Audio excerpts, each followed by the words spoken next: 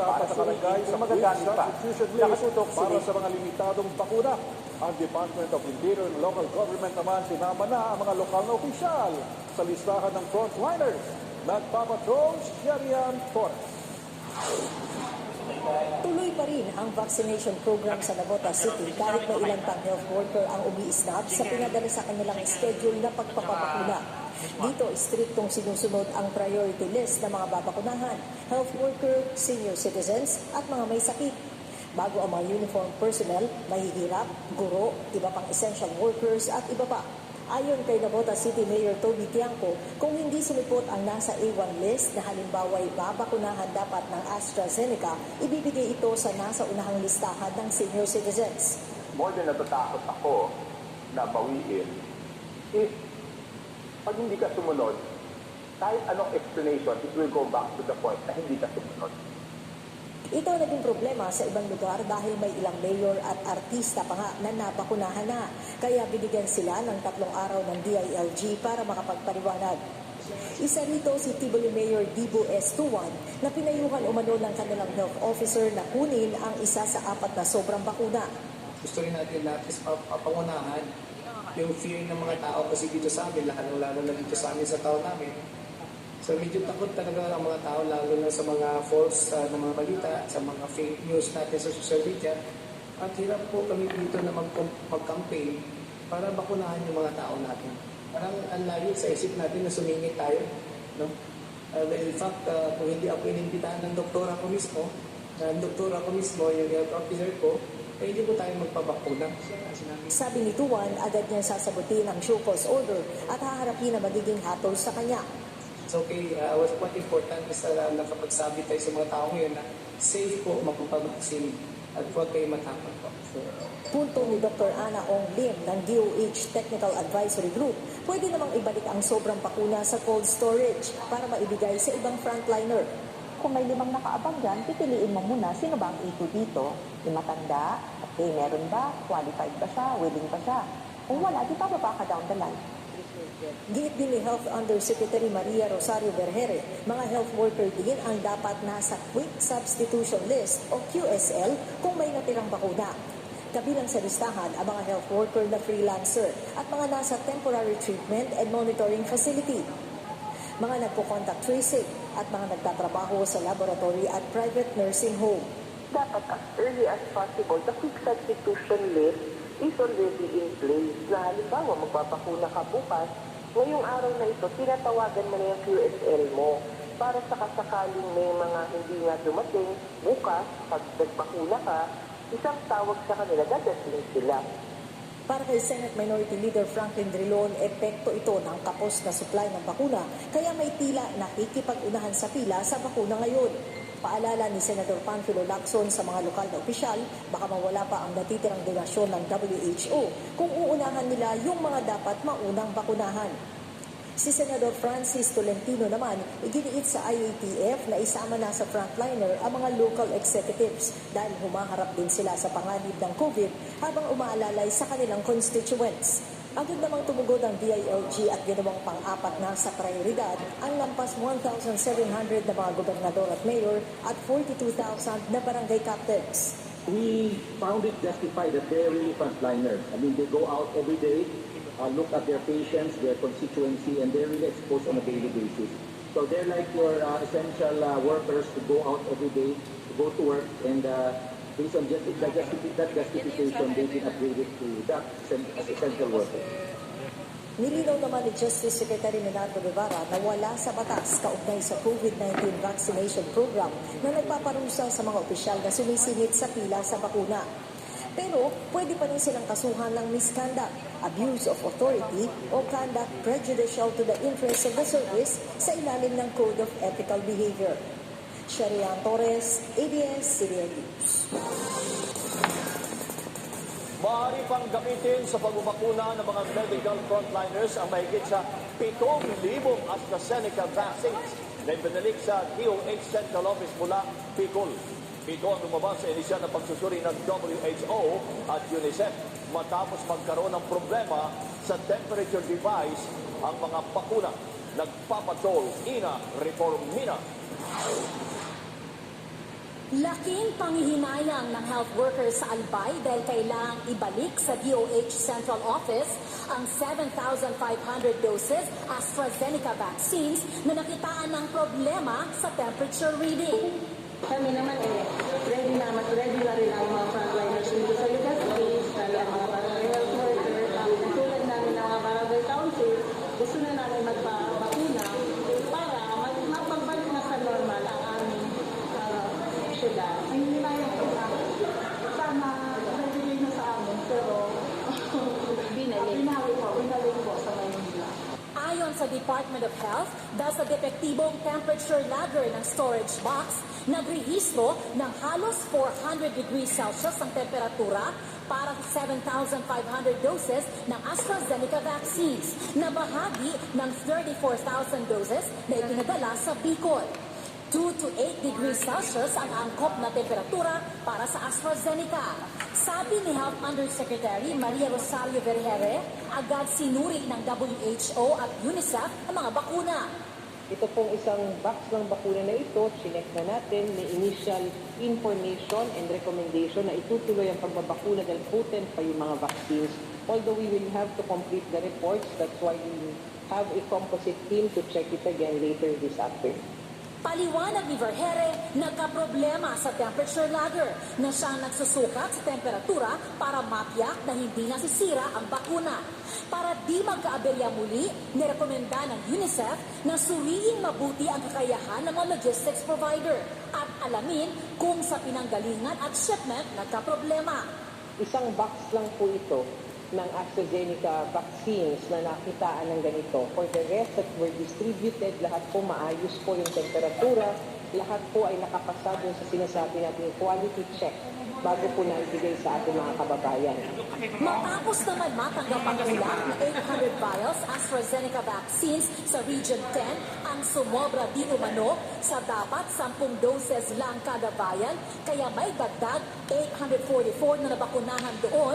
Direktiba ng DOH, huwag na gamitin ang anumang sobrang bakuna sa vial at dapat yakin na tama ang bawat dose na itinuturo. Kailangan natin magbigay ng paalala.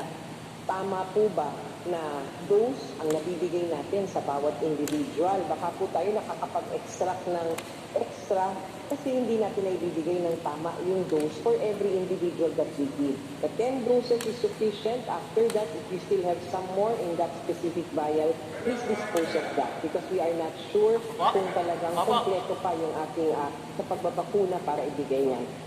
Dahil limitado sa ngayon ang bakuna, para mabilis na makamit ang herd immunity, payo ni dating NTF Special Advisor Dr. Tony Liachon, imbes na nationwide ang vaccine rollout at health workers lang ang binabakunahan, pagsabayin ng bakunahan round the clock ang frontliners, senior citizens at iba pang vulnerable sectors sa NCR, Calabarzon at Central Luzon na siyang may pinakamataas na COVID-19 cases. Kung NCR lang, maka 5 billion lang tayo, at least 50% of the population na nakalagay sa WHO, idea 70%. Pero kung maka 50% ka lang, ang laking bagay nun, magkaka-herd immunity kagad tayo. And then move on to other peripheral areas in the south. Kanina, inanunsyo ng Malacanang ang desisyon ng Interim National Immunization Technical Advisory Group na i-deploy muna ang mga dumating na 400,000 Sinovac doses sa mga medical frontliners ng NCR, Bulacan, Laguna, Cavite at Rizal sa Luzon, pati sa Cebu City at Davao City, mga lugar na may maraming kaso ng COVID-19. Sa tala ng DOH at NTF, as of March 23, nasa 508,332 ang nabakunahan ng first dose ng COVID-19 vaccine. Ina Reformina, ABS-CBN News. Hindi dumaan sa Bureau of Customs ang umano'y smuggled vaccines o yung mga hindi rehistradong bakuna na pumasok sa bansa noong isang taon. Ayon kay Justice Secretary Melardo Guevara, lumabas sa investigasyon ng National Bureau of Investigation na maaaring ipinasok ito sa bansa sa pamamagitan ng convenient packages. Ibig sabihin, posibleng itinarga sa luggage o carry-on bag o di kaya isinakay sa pribadong flight. Hindi na nagbigay ng iba pang detalye ang NBI kaugnay nito. Matatandaan noong Disyembre noong nakaraang taon, ibinunyag ni Pangulong Duterte na ilan sa mga sundalo ang nabakunahan na, habang inamin naman ni Brigadier General Jesus Durante, pinuno ng Presidential Security Group, na nabakunahan na noong Setyembre at Oktubre ang mga piling miyembro ng PSG kahit hindi pa ito aprobado ng Food and Drug Administration.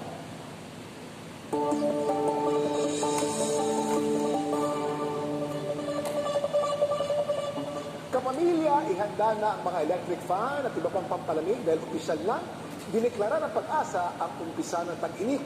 Tapos na po ang malamig na amihan season at ang biiran ngayon ay ang mainit na easterlies o yung maalinsangang hangin mula sa dagat Pasipiko. Base naman sa forecast ng The Weather Company, posibleng pumalo na sa 40 degrees Celsius ang heat index o mararamdamang init sa Cabanatuan. Napakainit din bukas dito sa Metro Manila, pati na rin sa Dagupan at Pampanga sa 39 degrees Celsius. Huwag kalimutang uminom ng maraming tubig, 6 to 8 glasses po. Mababa rin ang tsansa ng ulan sa Metro Manila at halos buong Southern Luzon bukas, habang may tsansa ng panandali ang ulan dito po sa Baguio City, Dagupan, Aurora at dito rin po sa Tuguegarao. Sa Visayas naman, hindi pa kasing init ng panahon kumpara sa Luzon. Maglalaro lang sa 35 hanggang 38 degrees Celsius ang maximum heat index. At sa Mindanao, hindi rin gaano malinsana ng panahon, lalo na sa Hinatuan at Surigao, kung saan inaasang aabot lang po sa 34 degrees Celsius ang maximum heat index. Yun nga lang, mataas din ang tsansa ng thunderstorm sa Mindanao bukas, lalo na sa Hinatuan, Davao City, Cotabato at General Santos City. Yan po ang lagi ng panahon. Lagi nating tatandaan, ang buhay ay weather lang.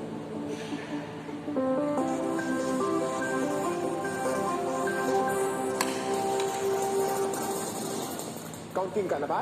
Alam niyo ba na sa unang pagkakataon, susubukan ng NASA na magpalipad ng helicopter sa ibang bansa?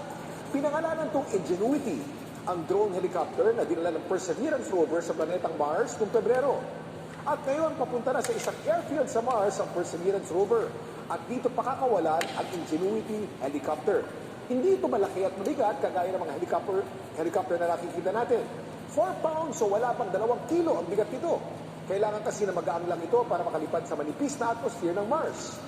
Meron din itong 2 blades na mas mabilis umikot kumpara sa mga helicopter dito sa Earth. At meron din itong solar panel para makakuha ng power.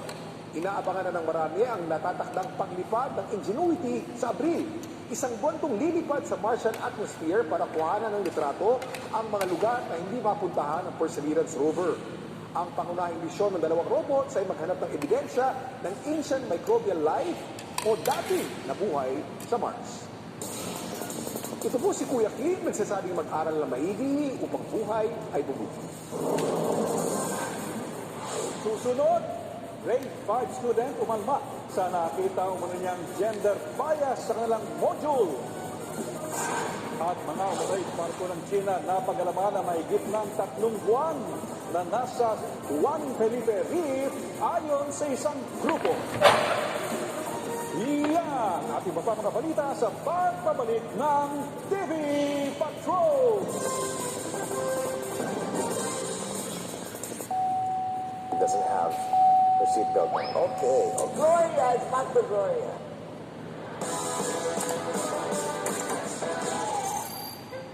Take the lead even when on the go. Keep abreast of the latest news and information with the ABS-CBN News app. Receive news alerts, audio stream DZMM, and customize your news feed. All these and more with the ABS-CBN News app. Download the ABS-CBN News app now. Available on Google Play Store and the App Store. Sounds familiar. Sabi nila, ang pink pa pretty. Pero ang pink, ilang pretty. Pwedeng pretty, strong, palapad, at palaging panalo. Pag pink, lahat posible. Sunsilk. Madalas malungkot, masungit, baka KSB, kulang sa B vitamins. Fortiplex is a vitamin B complex with not just 3 but 5 B vitamins to help maintain emotional health among seniors. Fortiplex. Ma'am, pa-deliver na agad. Walang mabook. Araw, kahit matindi ang init mo, itotodo ko pa ang mga damit mo. Sir Pancol with Santos Technology para blooming ang mga damit under the init. Blooming?